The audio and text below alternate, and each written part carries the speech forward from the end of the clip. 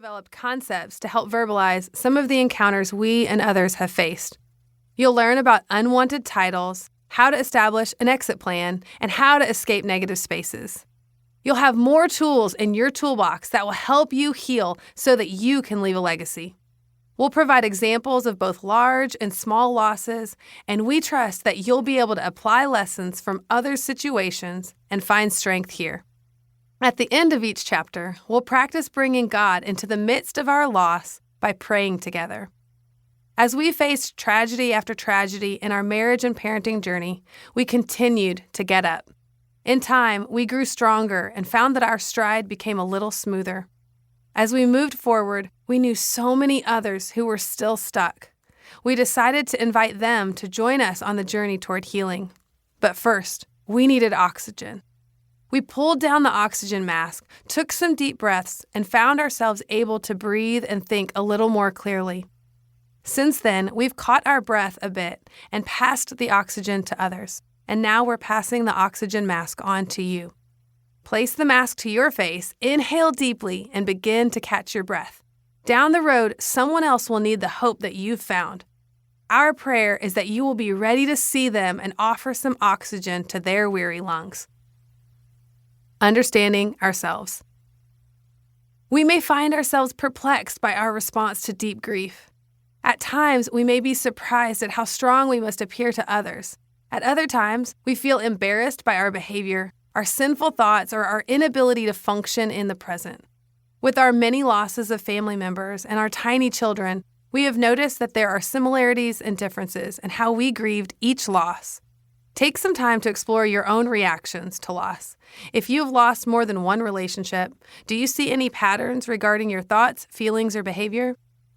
The first time we lost a child, we worshiped as we sat in the emergency room.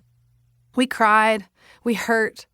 Then we took nearly a year to allow ourselves to grieve before trying to get pregnant again.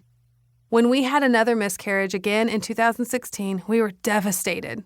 We had guarded our hearts. We had waited to share our news with others. We felt like we had prepared for the battle ahead of us, but somehow we still felt completely unequipped for what we faced. This time, we had a traumatic experience in the emergency room with 2 cold hospital staff members. The hospital bed was not equipped with stirrups, so the staff used bedpans and blankets instead, leaving me in a physically and emotionally vulnerable position. They also refused us permission to see our baby on the screen. We felt overwhelmed, knowing it could be the last time we'd see our baby.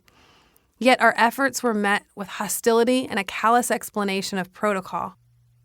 Over the course of several hours, we expected the worst, but fought to be optimistic. Denial, optimism, and the dire reality of our past waged an internal war that sought to seize our emotional stability. As we stood in the hospital's frigid, sterile waiting room, an elderly lady passed us an antique corded phone. Our doctor's voice stung with the dreaded news. "No, no, no," my voice echoed throughout the hospital. This was not the news we wanted. We wanted our child to live.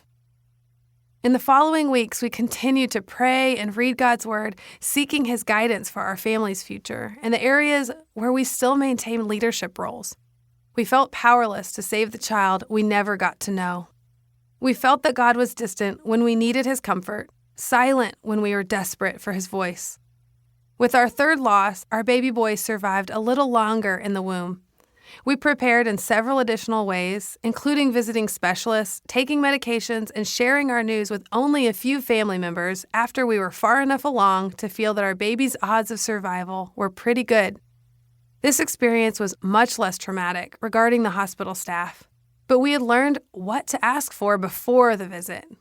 We continued to learn from our past hurts, but no matter how much we tried, there were novel ways of being wounded. This time, the nurse allowed us to see the screen. We immediately saw that the baby's heart had become still. I whispered, "What happened to you, little guy?" I felt deflated, hurt, brokenhearted.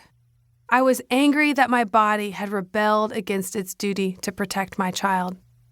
During that season, if I had been able to separate from myself, I may have physically duked it out with a part of me that had failed my child. I continued to take my hurt to God, but